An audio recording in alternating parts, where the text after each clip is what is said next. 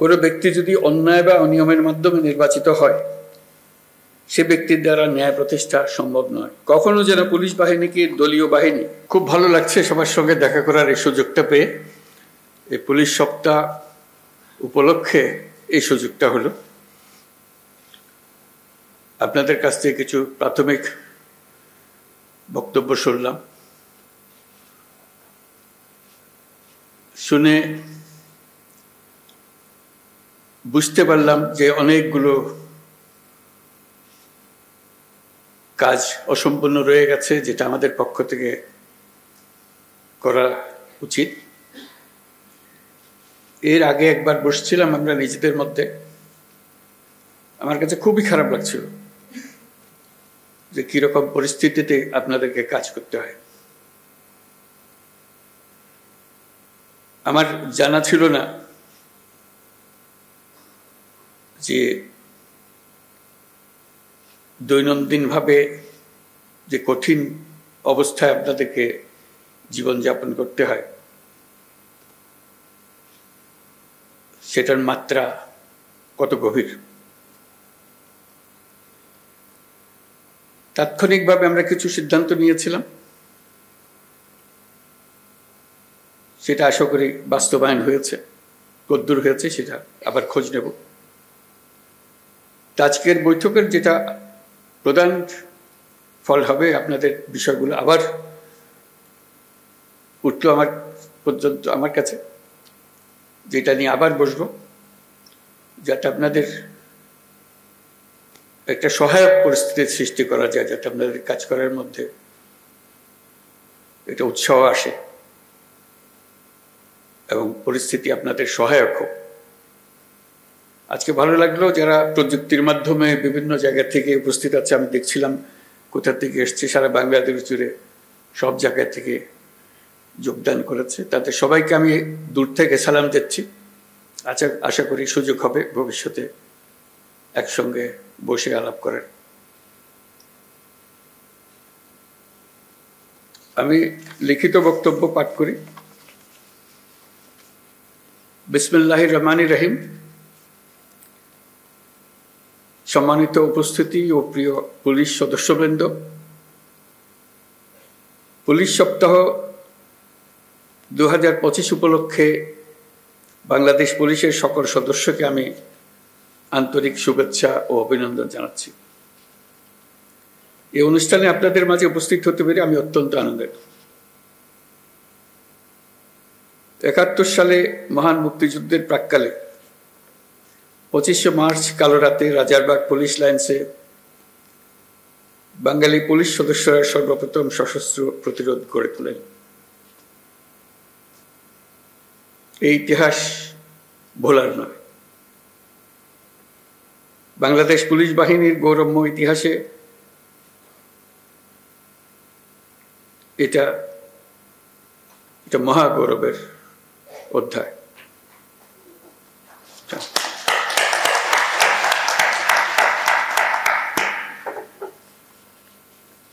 আজকের দিনে এই মহান মুক্তিযুদ্ধের শহীদ পুলিশ সদস্যদের আমি গভীর শ্রদ্ধা নিবেদন করছি।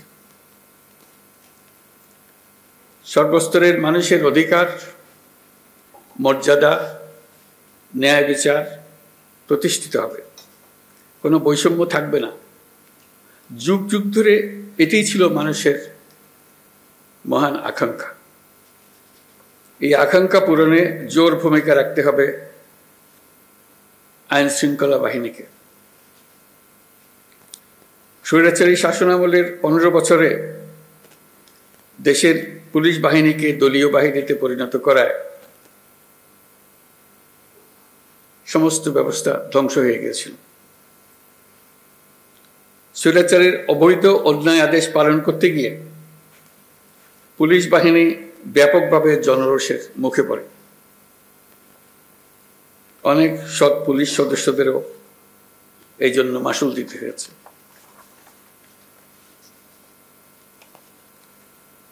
প্রিয় পুলিশ সদস্যগণ, গত আগস্টে অন্তর্বর্তী সরকার যখন দায়িত্ব গ্রহণ করে, সে সময় এদেশের আইন শৃঙ্খলা বাহিনী ভঙ্গুর অবস্থায় ছিল। পুলিশের সঙ্গে জনগণের দূরত্ব সৃষ্টি হয়েছিল। সরকার পরিস্থিতির উন্নতির জন্য যা কিছু প্রয়োজন সব রকমের ব্যবস্থা নিয়েছে। সড়ক মহাসড়কে বিশৃঙ্খলা ও জনদুর্ভোগ নিরসন, বিশেষ অভিযান পরিচালনা, অংশীজনের সাথে পুলিশের আন্তঃযোগাযোগ জোরদার করা, পুলিশ সদস্যদের মনোবল বৃদ্ধিতে প্রয়োজনীয় প্রণোদনামূলক ব্যবস্থা নেওয়া হয়েছে। আপনাদের অক্লান্ত পরিশ্রমে শান্তিপূর্ণভাবে দুর্গাপূজা, বিশ্ব ইজতেমা, ঈদ উল ফিতর, বাংলা নববর্ষ সহ বিভিন্ন উৎসব অনুষ্ঠিত হয়েছে। দেশে যতগুলো অপরাধ হচ্ছে সবগুলো ঘটনায় তাৎক্ষণিক ব্যবস্থা নিতে আপনারা সর্বোচ্চ চেষ্টা করে যাচ্ছেন। পুলিশ ও অন্যান্য বাহিনীর সম্মিলিত প্রচেষ্টায় দেশের আইন শৃঙ্খলা পরিস্থিতি এখন অনেকটা নিয়ন্ত্রণে আনা সম্ভব হয়েছে। এই জন্য আমি পুলিশ সহ সকলকে আন্তরিক ধন্যবাদ জানাই। সবাই মিলে আপনার জোরে হাততালি দেন।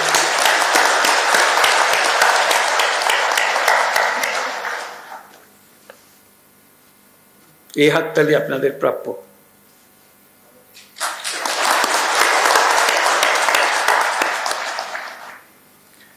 দেশের মানুষ নারীর প্রতি সহিংসতা প্রতিরোধে পুলিশ বাহিনীকে খুব শক্তিশালী ভূমিকায় দেখতে চায়। আমি আপনাদের প্রতি আহ্বান জানাই, নারী ও শিশুর নিরাপত্তায় সর্বোচ্চ সংবেদনশীল হয়ে কাজ করবেন।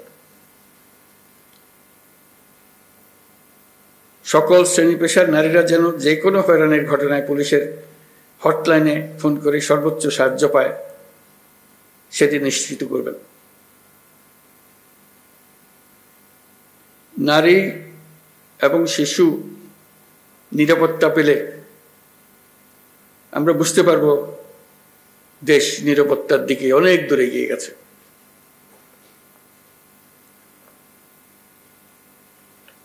আমরা জানি পুলিশ বাহিনীর সামনে নানা সীমাবদ্ধতা ও চ্যালেঞ্জ রয়েছে। অপ্রতুল জনবল, লজিস্টিক্স ও পর্যাপ্ত বাজেট ইত্যাদি। কিন্তু আমাদের সবচেয়ে বড় চ্যালেঞ্জ হলো বিগত 16 বছরে পুলিশ জনগণের মধ্যে যে দূরত্ব সৃষ্টি হয়েছে সেই দূরত্ব কমিয়ে আনা, পুলিশ বাহিনীর প্রতি মানুষের আস্থা ফিরিয়ে আনা। আমি বলবো এটা কঠিন না। একবার সে আন্তরিক পরিবেশ সৃষ্টি হলে এই বন্ধন অটুট থাকবে। আমাদের সমাজ যে একটা সুশৃঙ্খল সমাজ সেটা প্রমাণিত হবে। আমাদের সবাই মিলে একটা সর্বাত্মক প্রচেষ্টা হবে যেন মানুষ এবং পুলিশের মধ্যে দূরত্ব আমরা গুছিয়ে ফেলতে পারি। মানুষ পুলিশকে দেখলেই তাকে বন্ধু হিসেবে বরণ করে নিতে এগিয়ে আসে। তার প্রতি কোনো বিরূপ মনোভাব যেন মানুষের মনে না থাকে। মাঠ পর্যায় থেকে শুরু করে সকল স্তরে আইন শৃঙ্খলা বাহিনীকে জনগণের বিশ্বাস অর্জনের জন্য কাজ করতে হবে। এই কাজটা আপনাদেরকেই করতে হবে। আর সরকারের দিক থেকে যা যা প্রয়োজন তা বাস্তবায়ন করা আমাদের দায়িত্ব। আমরা সে দায়িত্ব গ্রহণ করছি। পুলিশের সংস্কারের লক্ষ্যে অন্তর্বর্তীকালীন সরকার উদ্যোগ নিয়েছে। তৃণমূল পর্যায়ে কর্মরত পুলিশ সদস্যদের কল্যাণে কয়েকটি বিষয়ে দ্রুত ব্যবস্থা নেওয়া হয়েছে। আজকের এই মিটিংয়ের পরে আপনাদের সঙ্গে সবার সঙ্গে সারা দেশের সবার সঙ্গে সাক্ষাৎ হওয়ার কারণে, আপনাদের কথা শোনার কারণে আমরা আবার দ্রুত একবার বসবো সবাই মিলে, যাতে করে যে সমস্ত সমস্যা আছে সেগুলা দ্রুত সমাধান বাস্তবায়ন করা যায়। সেটা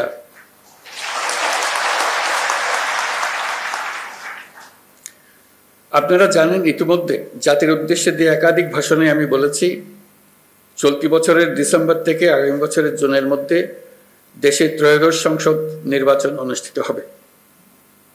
সেই নির্বাচন যেন সুষ্ঠু ও শান্তিপূর্ণ উপায়ে অনুষ্ঠিত হয় সেজন্য পুলিশ সদস্যদের ভূমিকা খুবই গুরুত্বপূর্ণ। নির্বাচনে সকল প্রতিদ্বন্দ্বী প্রার্থীর প্রতি সমান আচরণ ও ভোটাররা যাতে নির্ভয়ে নির্বিঘ্নে নিজেদের ভোটাধিকার প্রয়োগ করতে পারে সেই পরিবেশ নিশ্চিত করা আপনাদের এবং আমাদের সর্বোচ্চ দায়িত্ব। মনে রাখবেন, কোনো ব্যক্তি যদি অন্যায় বা অনিয়মের মাধ্যমে নির্বাচিত হয়, সে ব্যক্তির দ্বারা ন্যায় প্রতিষ্ঠা সম্ভব নয়। সুতরাং নিশ্চিত করুন যাতে কারো দ্বারা ব্যবহৃত না হন। সত্য ন্যায় প্রতিষ্ঠার ব্রত হিসেবে নির্বাচনে নিজেদেরকে নিয়োজিত করবেন। পুলিশ বাহিনীর সদস্য হিসেবে তারও চাইতে বড় বিষয় এদেশের একজন নাগরিক হিসেবে ভবিষ্যতে কখনো যেন পুলিশ বাহিনীকে দলীয় বাহিনী বা অন্যায় কাজে ব্যবহার না করা যায়, তার জন্য একটা সুষ্ঠু ও নিরপেক্ষ নির্বাচন অত্যন্ত জরুরি। নির্বাচনের আগের সময়টা অনেক কঠিন সময়। আপনাদের সজাগ দৃষ্টি রাখতে হবে পরাজিত শক্তি যেন কোনোভাবেই দেশকে অস্থিতিশীল না করতে পারে। আমি আগেও বলেছি, আবারও আপনাদেরকে নিয়ে স্মরণ করিয়ে দিচ্ছি সবাইকে, আমরা একটা যুদ্ধ অবস্থায় আছি। অশুভ চক্র আমাদের স্বপ্নকে, আমাদের ঐক্যকে ভেঙে দিতে সব শক্তি নিয়ে চেষ্টা করছে এবং চেষ্টা আরো কঠোরতর করবে। একে প্রতিহত করার জন্য আপনাদেরকে সব সময় সতর্ক থাকতে হবে জাতিকে রক্ষা করার জন্য। বর্তমান অন্তর্বর্তীকালীন সরকার দায়িত্ব নেওয়ার পর থেকে আমরা ন্যায্য অন্যায্য আন্দোলনে মানুষকে রাস্তায় নেমে আসতে দেখেছি। এসব পরিস্থিতিতে আপনারা ধৈর্যের পরিচয় দিয়েছেন। আশা করি একই রকম ধৈর্যের পরিচয় দিয়ে আগামী দিনগুলোতে আপনারা কাজ করে যাবেন। পুলিশ জনগণের বন্ধু। পুলিশ বাহিনীকে সেই ইমেজ প্রতিষ্ঠা করতে হবে। এটা কঠিন হলেও এটাই ন্যায্য, এটাই আমাদের করতে হবে। প্রথমবারের মতো এবার পুলিশ সপ্তাহে ধর্মীয় নেতা, সাংবাদিক ও বিভিন্ন সম্প্রদায়ের নেতাদের সঙ্গে বৈঠক অনুষ্ঠিত হবে বলে আমি জানতে পারলাম। এই বৈঠকে পুলিশের উপর জনসাধারণের প্রত্যাশা নিয়ে আলোচনা হবে। আমার প্রত্যাশা হলো এটি যেন চলমান থাকে। প্রতি বছর পুলিশ সপ্তাহে যেন এ ধরনের বৈঠক অনুষ্ঠিত হয়, আর যেন পুলিশ সপ্তাহের জন্য অপেক্ষা করতে না হয়। সুযোগ পেলে এই ধরনের বৈঠক দরকার, তাতে পরস্পরের বোঝাবুঝিটা পরিষ্কার হয়ে যায়। পুলিশের সঙ্গে জনগণের দূরত্ব কমিয়ে আনতে এটা অত্যন্ত জরুরি। আমরা একটা ন্যায্যতার ভিত্তিতে গঠিত একটি বৈষম্যমুক্ত গণতান্ত্রিক বাংলাদেশ নির্মাণের স্বপ্ন দেখছি। আমরা দ্বিতীয় বাংলাদেশ গঠন করার স্বপ্ন দেখছি। জুলাই গণ অভ্যুত্থান আমাদের সেই সুযোগ করে দিয়েছে। এই সুযোগ যেন আমরা না হারাই। এই সুযোগ হারালে আমরা পরবর্তী প্রজন্মের কাছে চিরজীবনের জন্য দায়ী থাকব। বিশ্বের বুকে একটি শান্তিপূর্ণ সমৃদ্ধ দেশ হিসেবে বাংলাদেশ মাথা তুলে দাঁড়াচ্ছে এবং মাথা উঁচু করে রাখবে সবসময়। এই স্বপ্ন পূরণে আপনাদের ভূমিকা অনেক।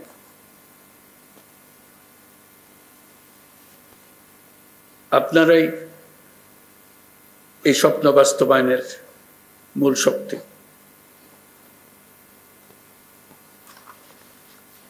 পুলিশের কাজকর্ম, পুলিশের সঙ্গে মানুষের সম্পর্ক এটা দেখেই সারা দুনিয়া বিচার করে আমরা সভ্যতার কোন স্তরে আছি। আমরা সভ্যতার সর্বস্তরে যেতে চাই, এটাই আমাদের স্বপ্ন। এই স্বপ্ন বাস্তবায়নে আপনারা একটা অত্যন্ত গুরুত্বপূর্ণ শক্তি। বাংলাদেশ পুলিশ বাহিনী যেন গোটা বিশ্বে প্রশংসিত হয়, দেশের সকল মানুষের কাছে প্রশংসিত হয়, এই প্রত্যাশা নিয়ে আমার বক্তব্য শেষ করছি। সবাই ভালো থাকবেন। আসসালামু আলাইকুম।